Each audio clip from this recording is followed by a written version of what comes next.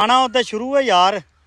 की कर रहे हैं आजा जल्दी लेके जा रही हूं यार की लड़ाई हो गई यार की करिए बक्खी पै जा खाई सी ते अड्डे ते मरे श्याम की हाल है भाई जी कोई हाल नहीं की लै रही है यार सानू भी सहूलत है ना इथों मंडी है माशाल्लाह इत्थे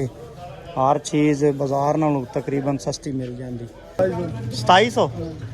यार अज केले का 2700 रेट चल रही है लुंगर का मंडी आया सी यार साडा भाई क्लास फैलो है गुलाम नबी क्या हाल है जी क्लास फैलो यार साडा इत्थे मुंशी है मंडी और भाई जी सब ठीक ठाक मुंगा यार का साडा दिलावर चौक है अज तो 2 साल पिछे जाइए तो इत्थे कोई इन्ना रश नहीं होंदा सी ते अज माशाल्लाह इत्थे मैं पीक का रश होंदा है डेली ते पिंड की मस्जिद ही विखाई सी ते अड्डे ते मस्जिद है जी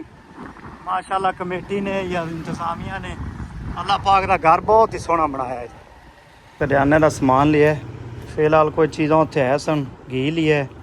मरचां नमक इत्थे बुंगा याद तो और शान साहब की लेना है इस तो इलावा चलो ठीक है जी इन्हां दा बिल बनाओ जी तिन्नां चीज़ां दा लो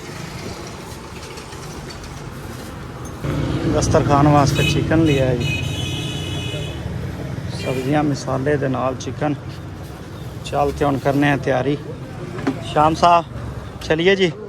और कोई चीज़ तो नहीं लैनी बाजार तो कोई लैनी तो दस दे मदीना चौक है माशाल्लाह मदीना जिथे ना आ जाता है ना खूबसूरती तो फिर तुसी आपे ही समझ सकते हो यार चल रहा है जी दस्तरखान की जानब अल्लाह खैर करता है पहुँचते बाकी अपडेट देने हैं तुहानू यार रस्ते जा रहे सी तो 11वीं कमीशन शाह पीर तैर ने मियाँ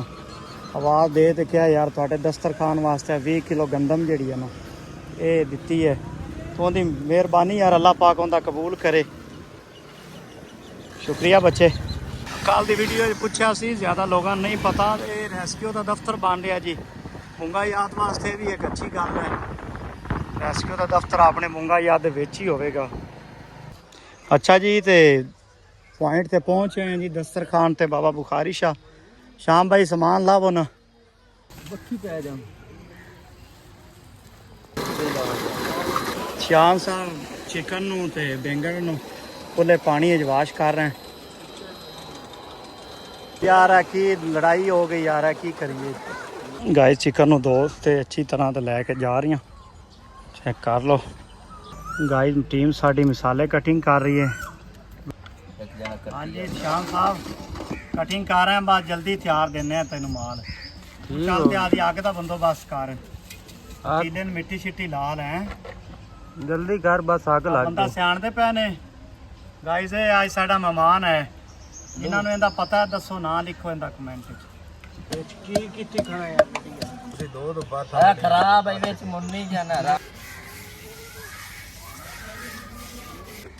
अग की तैयारी आ गई है बाल जवानों हुण रखांगे पतीला उत्ते ते काम शुरू दस्तरखान ते ना जी देसी तरीके नाल छल्ली भी बनीज रही है चलो जी बर्तन रख गया उत्ते जिंदाबाद जी श्याम साहब मेरी जान इधर गयो ना पा पानी तो सुक लवे अच्छा यार इहदे नमक भी पा रहा है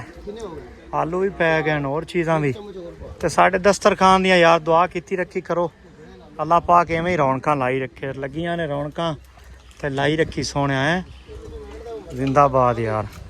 यह तरीका ठीक है चम्मच ते बिल्कुल करीब जाके हैं खाना बिल्कुल रेडी दस चलो जी चुको यार सारे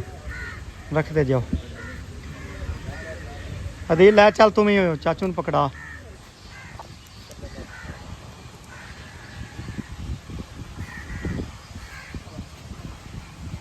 इतने कट्ठे खाओ पीछे में जरी पीछे खा लो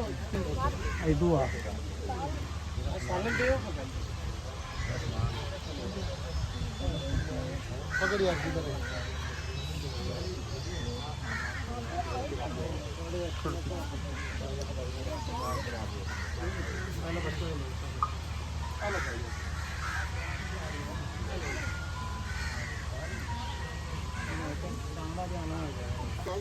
एक प्लेट दे यार